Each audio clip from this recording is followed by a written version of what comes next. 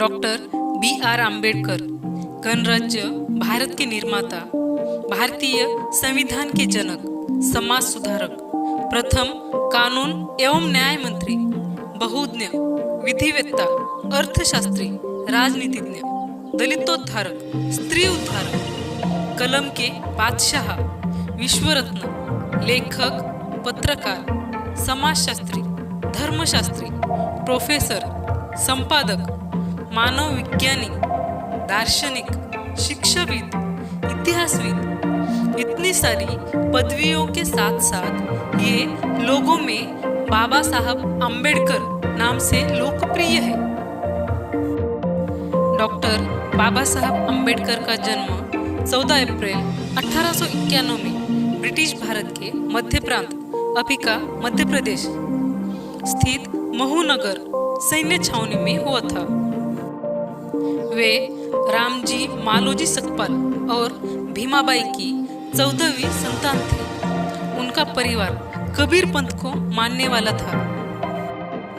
Doctor बाबा साहब आम्बेडकर जाति से हिंदू महार थे, जो तब अछूत कही जाती थी और इस कारण उन्हें सामाजिक और आर्थिक रूप से गहरा भेदभाव सहन करना पड़ा।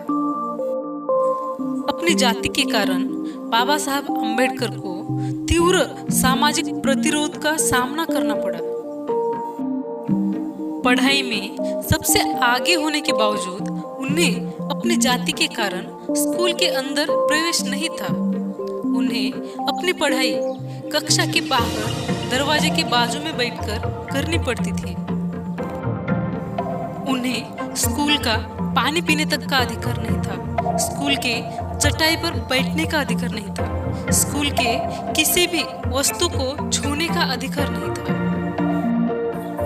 डॉक्टर बाबा साहब स्कूल जाते वक्त खुद अपने लिए पानी, बैठने के लिए चटाई ले जाती थी और स्कूल छूटने के बाद आते वक्त उन्हें अपनी बैठी हुई जगह भी साफ करके आनी पड़ती थी।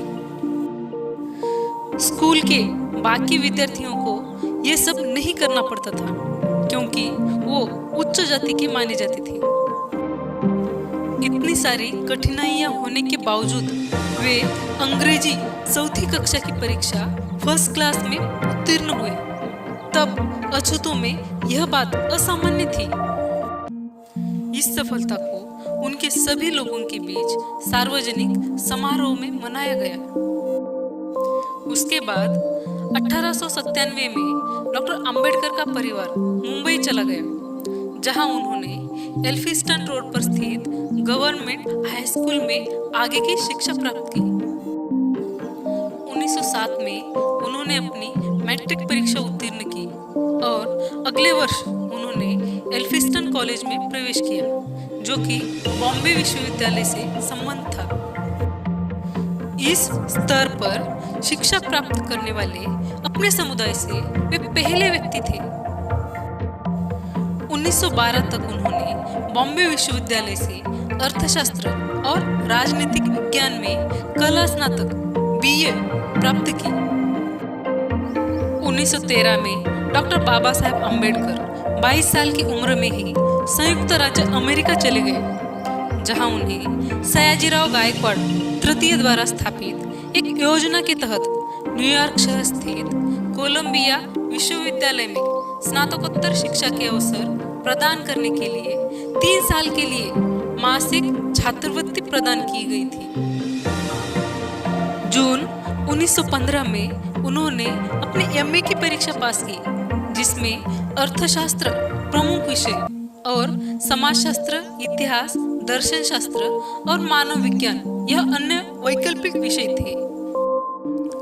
उन्होंने स्नातकोत्तर के लिए एशियंट इंडियंस कॉमर्स, प्राचीन भारतीय वाणिज्य, इस विषय पर शोध कार्य प्रस्तुत किया। 1916 में उन्हें अपना दूसरा शोध कार्य national dividend of India, a historic and analytical study के लिए दूसरी कला स्नातकोत्तर प्रदान की गई और अंततः उन्होंने लंदन की राह ली। 1916 में अपने तीसरे शोध कार्य evaluation of provincial finance in British India के लिए अर्थशास्त्र में पीएचडी प्राप्त की। अपने शोध कार्य को प्रकाशित करने के बाद 1927 में अधिकृत रूप से उन्हें पीएचडी प्रदान की गई। 9 मई को उन्होंने मानव विज्ञानी अलेक्जेंडर गोल्डनवेजर द्वारा आयोजित एक सेमिनार में भारत में जातियां, उनकी प्रणाली, उत्पत्ति और विकास नामक एक शोध पत्र प्रस्तुत किया, जो उनका पहला प्रकाशित पत्र था। 3 वर्ष तक की अवधि के लिए मिली हुई छात्रवृत्ति का उपयोग उन्होंने केवल 2 वर्षों में पूरा किया और 1916 में वे लंदन चले गए। 1916 में उन्होंने लंदन स्कूल ऑफ इकोनॉमिक्स में प्रवेश लिया, जहां उन्होंने अर्थशास्त्र की डॉक्टरेट थीसिस पर काम करना शुरू किया। 1921 में उन्होंने एमएससी प्राप्त की, जिसके लिए उन्होंने ब्रिटिश भारत में शाही अर्थव्यवस्था का प्रांतीय विकेंद्रीकरण खोज ग्रंथ प्रस्तुत किया। 1922 में उन्हें ग्रे जिन ने बैरिस्टर एट लॉ डिग्री प्रदान की और उन्हें ब्रिटिश बार में बैरिस्टर के रूप में प्रवेश मिल गया। 1923 में उन्होंने अर्थशास्त्र में डीएससी डॉक्टर ऑफ साइंस उपाधि प्राप्त की। उनकी थीसिस द प्रॉब्लम ऑफ रूपी, its origin and it's solution, रुपये की समस्या, इसकी उत्पत्ति और इसका समाधान, इस पर थी। भारत वापस लौटते हुए भीमराव अंबेडकर 3 महीने तक जर्मनी में रुके, जहां उन्होंने अपना अर्थशास्त्र का अध्ययन बॉन विश्वविद्यालय में जारी रखा, किंतु समय की कमी से वे विश्वविद्यालय में अधिक नहीं ठहर सके। डॉक्टर बाबा साहब अम्बेडकर ने छुआछूत के विरुद्ध जोरदार संघर्ष किया। दलितों को पानी पीने तक का अधिकार नहीं था, इसलिए महार सत्याग्रह किया। उनको मंदिर में प्रवेश नहीं था, इसके लिए उन्होंने कालाराम मंदिर सत्याग्रह किया। जब बाबा साहब अम्बेडकर बड़ौदा में बड़ौदा के रियासत राज्य महाराजा सयाजीराव गायकवाड़ के सैन्य सचिव की सेवा के लिए गए, तब उन्हें तीव्र जातिभेद का सामना करना पड़ा। उन्होंने इस घटना को अपनी आत्मकथा वेटिंग फॉर अ वीजा में वर्णित किया है। 1918 में डॉक्टर बाबा साहब मुंबई में Sydenham college of commerce and economics में राजनीतिक अर्थशास्त्र के प्रोफेसर बने। वहां पर वे छात्रों के साथ सफल रहे, लेकिन अन्य प्रोफेसरों द्वारा उनके साथ छुआछूत का बर्ताव कायम था। 1919 में भारत सरकार अधिनियम 1919 तैयार कर रही साउथ बरो समिति के समक्ष भारत के एक प्रमुख विद्वान के तौर पर डॉक्टर बाबा साहब अम्बेडकर को साक्ष्य देने के लिए आमंत्रित किया गया। 1920 से उन्होंने मुंबई से साप्ताहिक मूकनायक प्रकाशन की शुरुआत की। उन्होंने बहिष्कृत हितकारिणी सभा की स्थापना की, जिसका उद्देश्य शिक्षा और सामाजिक आर्थिक सुधार को बढ़ावा देने के साथ साथ ही अवसादग्रस्त वर्गों के रूप में संदर्भित बहिष्कार के कल्याण करना था। दलित अधिकारों की रक्षा के लिए उन्होंने मूकनायक, बहिष्कृत भारत, समता, प्रबुद्ध भारत और जनता जैसी 5 पत्रिकाएं निकाली। सन 1925 में उन्हें साइमन कमीशन में काम करने के लिए नियुक्त किया गया। 1927 में महार सत्याग्रह और 25 दिसंबर 1927 को हजारों अनुयायियों के नेतृत्व में मनुस्मृति का दहन किया। 1930 में 3 महीने की तैयारी के बाद कालाराम मंदिर सत्याग्रह किया। अब तक डॉक्टर भीमराव अंबेडकर आज तक की सबसे बड़ी अछूत राजनीतिक हस्ती बन चुके थे। 1930 में उन्हें प्रथम गोलमेज परिषद में आमंत्रित किया गया। 1936 में डॉक्टर बाबा साहब ने स्वतंत्र लेबर पार्टी की स्थापना की। उन्होंने 10-12 साल हिंदू धर्म के अंतर्गत रहते हुए हिंदू धर्म को सुधारने के लिए तथा छुआछूत नष्ट करने के लिए कठोर प्रयास किए, लेकिन उनके तमाम प्रयास विफल हो गए। इसलिए उन्होंने 13 अक्टूबर 1935 को येवला, नासिक में धर्म परिवर्तन की घोषणा की। डॉक्टर बाबा साहब अम्बेडकर ने कहा कि ऐसे धर्म का कोई मतलब नहीं जिसमें मनुष्यता का कुछ भी मूल्य नहीं हो। इस तरह से उन्होंने बौद्ध धर्म का स्वीकार किया। 15 अगस्त 1947 में भारत को स्वतंत्रता मिली। उसके बाद कांग्रेस के नेतृत्व वाली नई सरकार आई।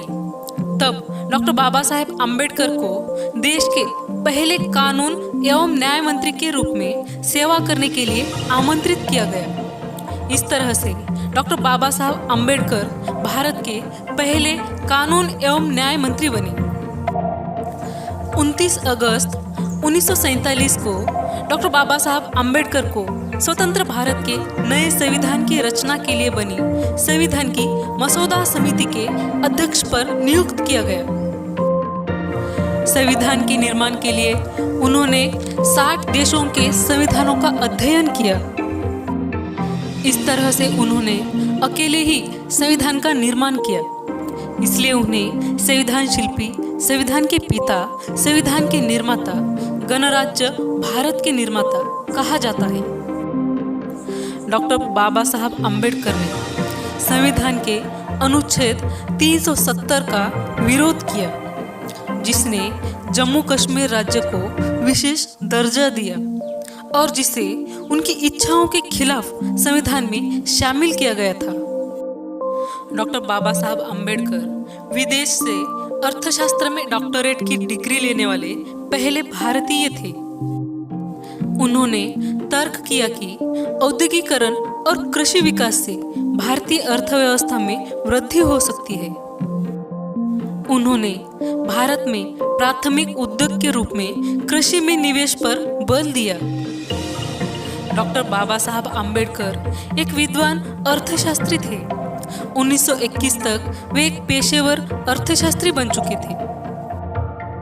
भारत में आरबीआई की स्थापना डॉक्टर बाबा साहब अम्बेडकर द्वारा लिखित 3 ग्रंथों के आधार पर हुई।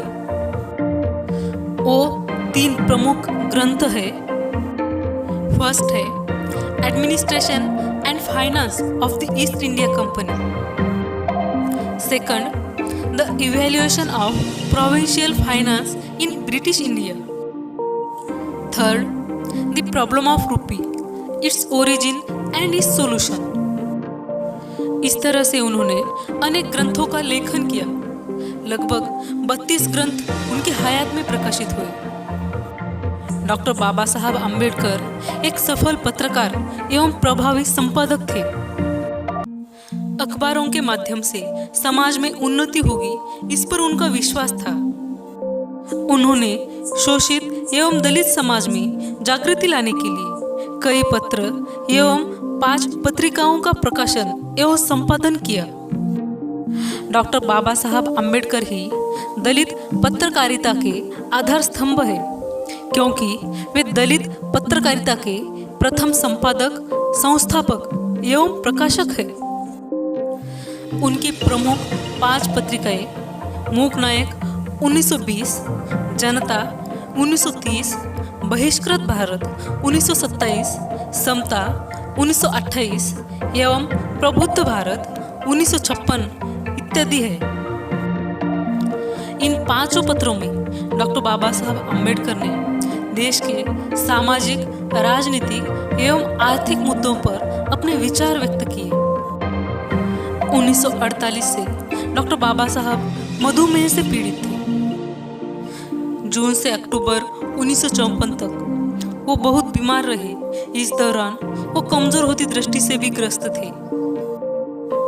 राजनीतिक मुद्दों से परेशान डॉक्टर बाबा साहब अम्बेडकर का स्वास्थ्य दिन पे दिन खराब होता जा रहा था और 1955 के दौरान किए गए लगातार काम ने उन्हें तोड़कर रख दिया।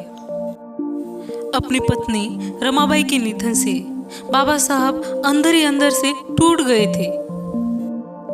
माता रमाई के निधन से वे एकदम से अकेले पड़ चुके थे। उन्हें अंदर ही अंदर एक बात खाए जा रही थी कि उन्होंने कभी रमाई को वक्त नहीं दिया था, कोई सांसारिक सुख नहीं दिया था। ये बात उन्हें मरते दम तक दिल पर लग गई। इन सारी परेशानियों में अपनी अंतिम पांडुलिपि भगवान बुद्ध और उनका धम्म को पूरा करने के 3 दिन बाद 6 दिसंबर 1956 को डॉक्टर बाबा साहब आम्बेडकर का महापरिनिर्वाण नींद में दिल्ली में उनके घर में हो गया। तब तक उनकी आयु 64 वर्ष की थी। दिल्ली से विशेष विमान द्वारा उनका पार्थिव मुंबई में उनके घर राजगृह में लाया गया। 7 दिसंबर को मुंबई में दादर चौपाटी समुद्र तट पर बौद्ध शैली में उनका अंतिम संस्कार किया गया, जिसमें उनके लाखों समर्थक, कार्यकर्ता, चाहने वाले उपस्थित थे। एक अथांग जनसमूह बाबा साहब के अंतिम दर्शन के लिए खड़ा था। इस तरह से डॉक्टर बाबा साहब आम्बेडकर का महापरिनिर्वाण हो गया। 1990 में डॉक्टर बाबा साहब आम्बेडकर को मरणोपरांत भारत के सर्वोच्च नागरिक पुरस्कार भारत रत्न से सम्मानित किया गया।